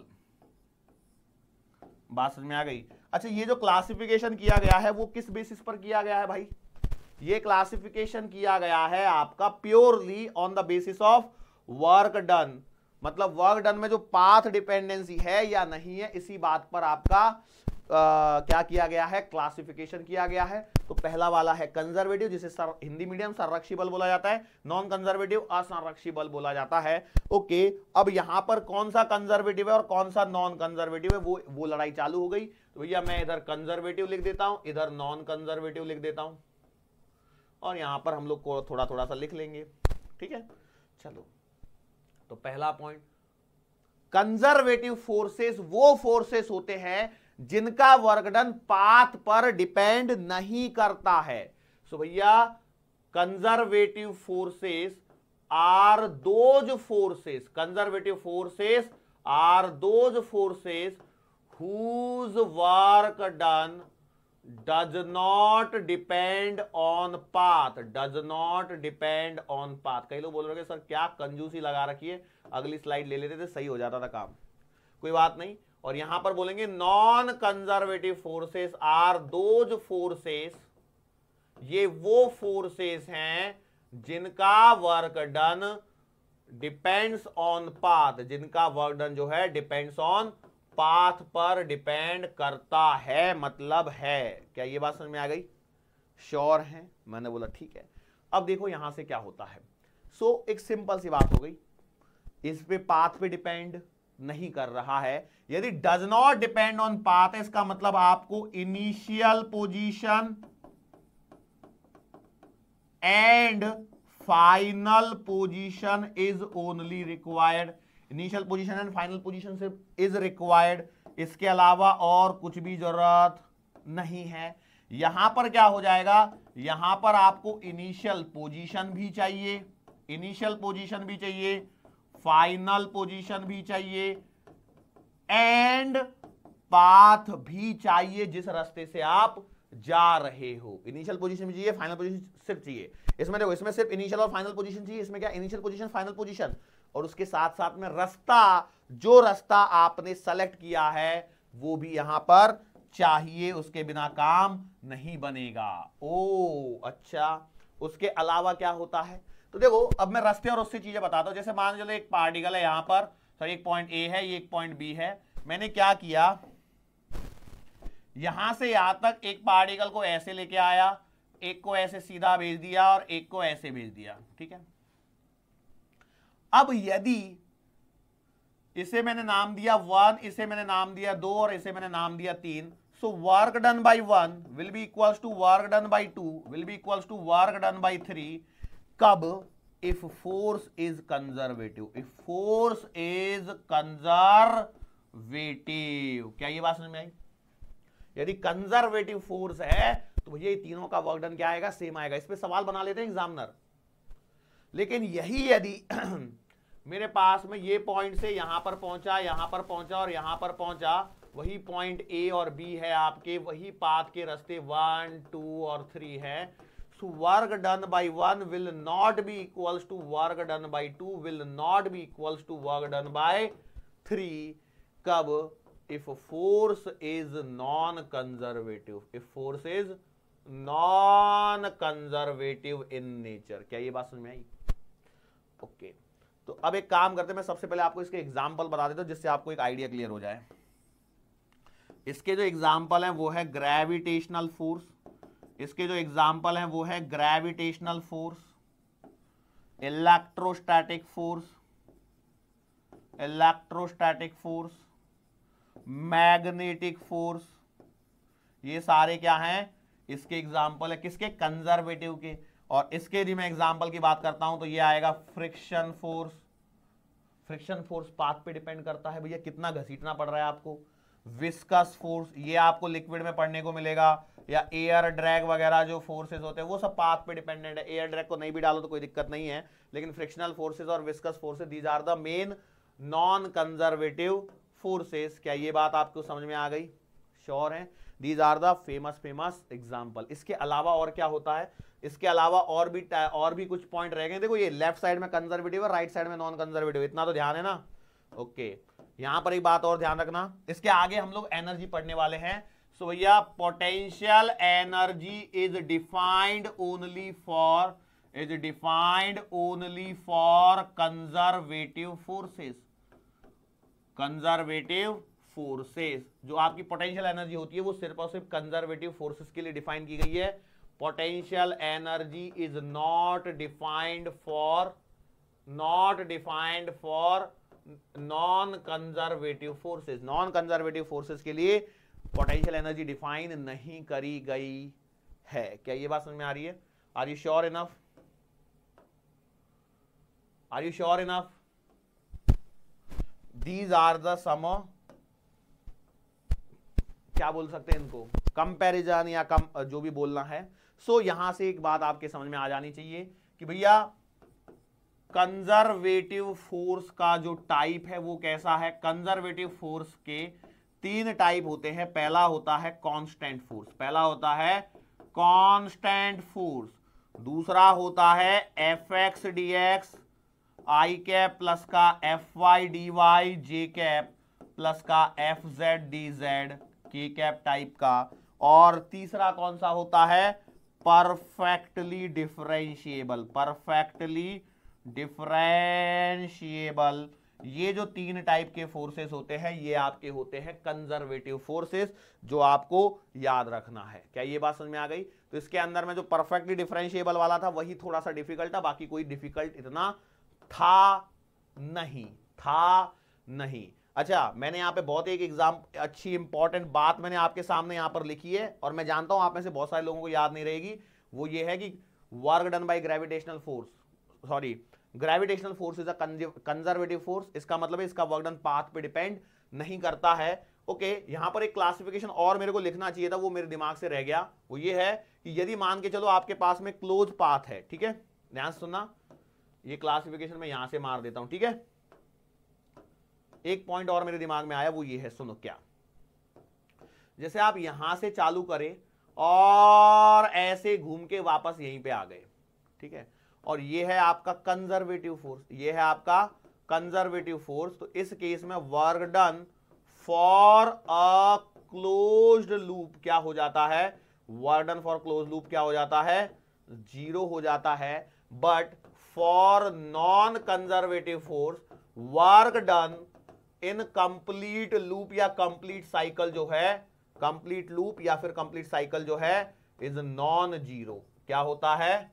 Non zero. मतलब क्या है? जैसे मैं आपको बता दूं, जैसे फ्रिक्शन के केस में आ जाता है, तो भैया फ्रिक्शन के केस में क्या होता है कि आपको यदि जैसे मान चलो यहां से घूम के आए, यहां से ऐसे टेढ़ा मेढ़ा घूम के आए, तो आपको पूरे पाथ का वर्क डन लिखना पड़ता है, इसमें नॉन जीरो आएगा।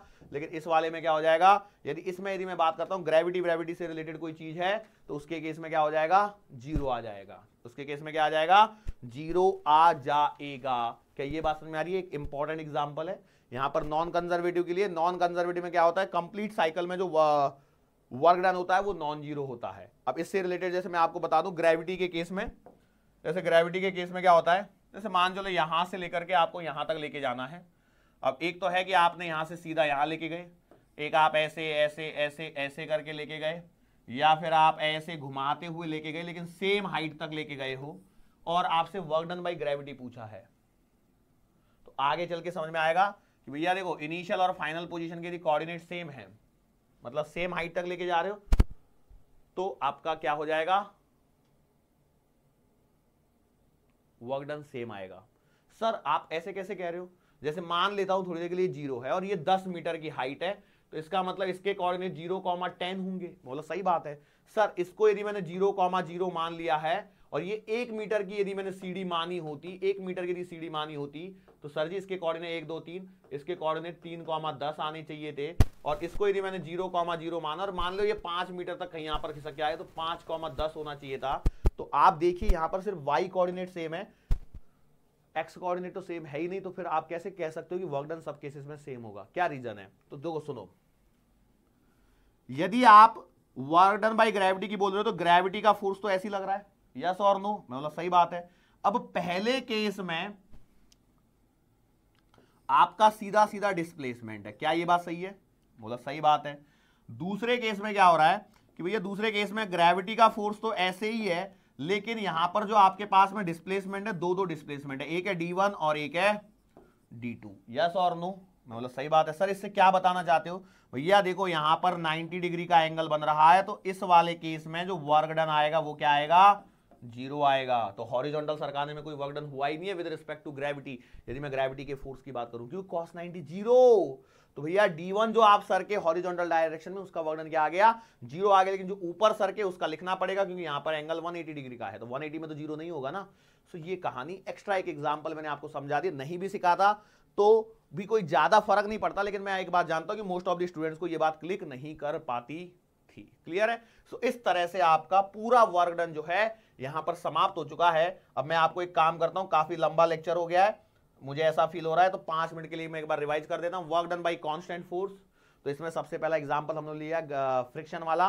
वर्क डन अगेंस्ट फ्रिक्शन का मतलब क्या होता है कि work done by external force होता है। क्या होता है? Work done by external force होता है, जो मैंने यहां पे समझाया। हॉरिजॉन्टल के केस में कितना आ गया, वर्क डन बाय फ्रिक्शन आया माइनस म्यू mgd। सवाल आएगा तो आराम से कर सकते हो, आगे बढ़ जाओ। यहां पर मैं ब्लॉक को क्या लेके जा रहा हूं, ब्लॉक को ऊपर लेके जाना है, तो भैया work done by external force आएगा mg sin थीटा प्लस का mu mg cos theta into l। इस बात को ध्यान रखना भाई, इस बात को ध्यान रखना। ये फॉर्मूले बनाए मैंने सीधे सीधे आपके लिए। अब मैं इसमें डेटा डाल के तमाम कितने सवाल बनवा लो, 50 सवाल बनवा लो, मास लूंगा, थीटा बदलूंगा, काम खत्म, म्यू बदलूंगा और एल बदलूंगा। ये 3-4 चीजों पे चाहिए जितने सवाल बनवाए जा सकते हैं। ऐसे आगे आ जाओ। इस बार मैं ब्लॉक को क्या कर रहा हूं, नीचे लेके आ रहा हूं, ब्लॉक को नीचे लेके आ रहा हूं। इस बार वर्क डन क्या आ रहा है, mu mg cos theta minus mg sin theta. इस बात का ध्यान रखना, नहीं तो कई लोग क्या कर देंगे, वो रटा रहा होगा फ्रिक्शन का एक्सेलरेशन वाला g sin थीटा माइनस का म्यू g cos थीटा वाला, तो उससे मत कर देना म्यू। इसमें पता है प्रॉब्लम बस क्या होगी, माइनस साइन का अंतर आने वाला, उससे ज्यादा कुछ नहीं है। लेकिन हो सकता है एग्जामिनर ने माइनस साइन भी डाल रखा हो तो ऑप्शन डिफिकल्ट बन जाएंगे, तो सवाल डिफिकल्ट कंसीडर कर लिया जाएगा।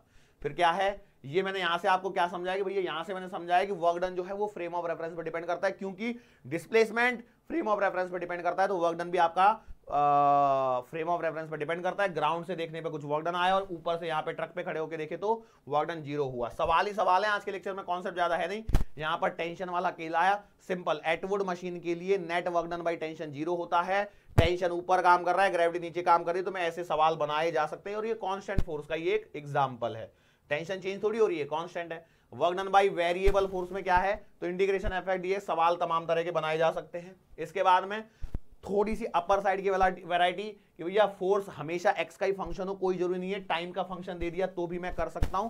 बस मैंने क्या करी, एक अप्रोच ध्यान रखी। कैसे कि भैया मैंने क्या रखा, dw बराबर f डॉट ds रखा, f की वैल्यू रख दी, ds को dt से डिवाइड कर लीजिए, डिवाइड करके ds बाई dt को v बना लीजिए। अब आपके दिमाग में v का सवाल घूमेगा, v को कैसे निकालोगे, तो v को घुमाने के लिए f बराबर ma लगाओगे, एक से a की वैल्यू निकालोगे, a को dv बाई dt रखोगे, इसको इंटीग्रेट करोगे तो v की वैल्यू आएगी, उसे वापस पुट कर दीजिए, आपका जो है पूरा सवाल t में कन्वर्ट हो जाता है। आगे आगे work done area under course under force under curve, sorry work done for area displacement curve. ऊपर का एरिया पॉजिटिव, नीचे का एरिया नेगेटिव, इस बात का ध्यान रखना, मैंने यहां पे नेगेटिव साइन लिया है और टोटल ऐड करना है, ठीक है। आगे आ जाओ, फिर यहां से मैंने क्या है ये, अच्छा क्वेश्चन नंबर 1 है, ओके। सो यहां से आपका कंजर्वेटिव और नॉन कंजर्वेटिव का कॉन्सेप्ट चालू हो रहा था।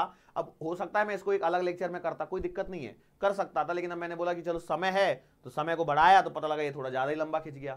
क्वेश्चन नंबर 1 सिंपल सवाल था, मैं इसको 2 मेथड से कर सकता हूं, कांस्टेंट की भी और वेरिएबल की, लेकिन वेरिएबल को कब करना है, जब आपको सच में वेरिएबल दिया हो, जैसे कि इस सवाल में दिया। ये कौन सा फॉर्मेट है, F x d x i cap F y d y j cap वाला फॉर्मेट, ठीक है। आगे आ गए, ये कौन सा फॉर्मेट है, इसे बोला जाता है परफेक्टली डिफरेंशिएबल टाइप फंक्शन वाला फॉर्मेट, जिसमें ये कॉन्सेप्ट आपको ध्यान रखना है, भैया आई कैप वाले के सामने को एफ एक्स बोलते हैं, जे कैप वाले के सामने को एफ वाई बोलते हैं। जो कोफिशिएंट ऑफ आई और जे कैप आया उनका इंटीग्रेशन करो विद रिस्पेक्ट टू वाई, जहां पर दूसरे वेरिएबल्स को कांस्टेंट मानना है, और यदि सेम आ जाए, यदि क्या आ जाए, सेम आ जाए, तो ये आपका परफेक्टली डिफरेंशिएबल टाइप फंक्शन का फॉर्मेट बनता है। इसको सॉल्व करने का तरीका क्या है, जो ये फंक्शन निकल के आया है उसे आप p मान लीजिए, इसे आप dp की तरह ट्रीट करोगे, लोअर लिमिट को उसमें पुट करिए, अपर लिमिट के लिए भी इसके अंदर में पुट करके आपको निकालनी होती है। आगे आ जाओ, ये परफेक्टली डिफरेंशिएबल टाइप का फंक्शन कैसे बनाना है, घर पे ही बैठ के प्रैक्टिस करनी, तो सवाल बनाने का तरीका मैंने आपको समझा दिया है। एक ऐसा फंक्शन लेना है और उसके बेसिस पे करना है, ठीक है। मैंने ये बात बता भी दिया आपको, परफेक्टली डिफरेंशिएबल वाला जनरली आपको मेडिकल में पूछा नहीं जाएगा। ये कौन सी वैरायटी है, तो यहां पर देखिए आई कैप के सामने वाई स्क्वायर है, मतलब फंक्शन ऑफ वाई है, जबकि एफ एक्स बराबर वाई स्क्वायर है। तो यहां पर ये परेशानी होती है कि जब ऐसा हो रहा है तो भैया Y as a function of time, Y as a function of X given होना चाहिए, मतलब ग्राफ गिवन होना चाहिए, मतलब पाथ गिवन होना चाहिए। यहां से हमने 2 तरह के फोर्सेस के बारे में पूछ रहे हैं, वो ये है कि पहले 3 केसेस में मैंने पाथ के बारे में कुछ भी नहीं पूछा, चौथे टाइप में मैं पाथ के बारे में पूछ रहा हूं। तो इसका मतलब है कि वर्क डन जो है वो भी पाथ पर डिपेंड करता है, लेकिन कब करता है, on the basis of type of force, कौन से टाइप का फोर्स है उस बेसिस पर। क्या हमेशा वर्क डन पाथ पर डिपेंड करता है, भैया अब तो मुझे हाँ बोलना पड़ेगा, क्यों, क्योंकि फोर्स कैसा लग रहा है उस पर डिपेंड करेगा। अब फोर्स यदि कंजर्वेटिव है कि नॉन कंजर्वेटिव है, यदि कंजर्वेटिव फोर्स है तो आपका वर्क डन जो है वो पाथ पे डिपेंड नहीं करेगा, उसके लिए आपको सिर्फ इनिशियल पोजीशन और फाइनल पोजीशन की जरूरत पड़ेगी। लेकिन यदि नॉन कंजर्वेटिव फोर्स है तो नॉन कंजर्वेटिव फोर्स में आपको पाथ की रिक्वायरमेंट रहेगी। ऐसा नॉन कंजर्वेटिव फोर्स को कैसे डिफाइन किया गया, non conservative is a force whose work done depends on path। इसमें आपको इनिशियल पोजीशन, फाइनल पोजीशन और पाथ भी जरूरी है। इसके आगे यदि मैं कंपैरिजन करने गया तो भैया जैसे मैंने यहां पे बताया, अलग अलग पाथ से भी जाता हूं तो मेरा वर्क डन क्या आएगा, सेम आएगा, क्योंकि फोर्स कंजर्वेटिव है। लेकिन यहां पर आपका वर्क डन क्या आएगा, अलग अलग आएगा, बिकॉज नॉन कंजर्वेटिव के लिए, मतलब एग्जाम्पल के तौर पर आपका यहां पर आएगा example friction force, viscous force, conservative में gravitational force, electrostatic force, magnetic force. ये पॉइंट है, याद रखने हैं आपको। आगे आ गए, फिर उसके बाद मैंने एक बात बताई कि जो कंजर्वेटिव फोर्सेस है उन्हीं के लिए सिर्फ पोटेंशियल एनर्जी डिफाइन करी जाती है, लेकिन नॉन कंजर्वेटिव फोर्सेस के लिए पोटेंशियल एनर्जी डिफाइन नहीं करी जाती है। यदि कोई फोर्स नॉन कंजर्वेटिव है तो उसके लिए पोटेंशियल एनर्जी नहीं लिखी जा सकती। फिर कंजर्वेटिव फोर्स में जो यदि आपने पूरा क्लोज लूप बना दिया है तो उस केस में वर्क डन क्या आएगा, 0, क्योंकि इनिशियल में जहां से चले थे वहीं पहुंच गए तो डिस्प्लेसमेंट 0। तो कंजर्वेटिव फोर्स में डिस्प्लेसमेंट बहुत ही इंपॉर्टेंट रोल प्ले कर रहा है। लेकिन यदि आपका नॉन कंजर्वेटिव फोर्स है जैसे फ्रिक्शन है तो उसमें डिस्टेंस मैटर करती है ना कि डिस्प्लेसमेंट, तो उस केस में पूरे साइकिल में वर्क डन 0 नहीं होता है। और कंजर्वेटिव फोर्स जो है उसके 3 वैरायटी बताई, कांस्टेंट, एफएस डीएक्स आई कैप टाइप, ये टाइप, और परफेक्टली डिफरेंशिएबल टाइप। इसके अलावा मैंने यहां पर एक एग्जांपल भी बताया, भैया ग्रेविटेशन जो है वो किस प्रकार से कंजर्वेटिव फोर्स बनके आ रहा है। मैंने 3 अलग अलग एग्जांपल दिए, इसमें मैंने दिखाया भैया ग्रेविटी का फोर्स नीचे, डिस्प्लेसमेंट ऊपर, 10 मीटर ऊपर लेके गए, तो भैया ये आप यहां पर वर्क डन निकालोगे तो कितना आ रहा है। मान के चलो यदि मैं यहां पर निकालने की भी कोशिश करता हूं कि लेट से सब केस में m बराबर 1 kg ले लिया, तो भैया जो फोर्स आएगा वो आएगा 10 न्यूटन, बराबर है। तो इस केस में वर्क डन कितना आएगा, माइनस का 100 जूल आएगा। क्यों, 10 नीचे 10 ऊपर। ओके, इस केस में देखिए इस वाले का तो 0 हो जाएगा, लेकिन इस वाले का कितना आएगा, माइनस का 100, और इस वाले में भी सेम चीजें होने वाली है। क्यों, क्योंकि देखो ये एक्स कोऑर्डिनेट जो है वो इस डायरेक्शन में और ग्रेविटी का फोर्स इस डायरेक्शन में, एंगल 90। सो आप लिखते हो W बराबर एफ डी कॉस थीटा, तो कॉस 90 बराबर 0, तो ये सब कुछ 0 हो जाता है। सो इसी के साथ में हमारा ये वर्क डन जो है पूरा समाप्त हो चुका है। इससे ज्यादा वर्क डन में अभी और कुछ भी नहीं बचा है, ये मैंने आपको पूरा कवर करवा लिया है। इसके आगे जो हमारी हेडिंग चलती है उसका नाम होता है एनर्जी, ठीक है, लेकिन उसे आज हम लोग यहां पर शुरू नहीं कर पाएंगे, उसके लिए हमें आने वाले लेक्चर का इंतजार करना पड़ेगा, ठीक है। सो आज के लिए बेटा बस इतना ही, मुलाकात होगी फिर से आने वाले अगले लेक्चर के दरमियान। सो तब तक के लिए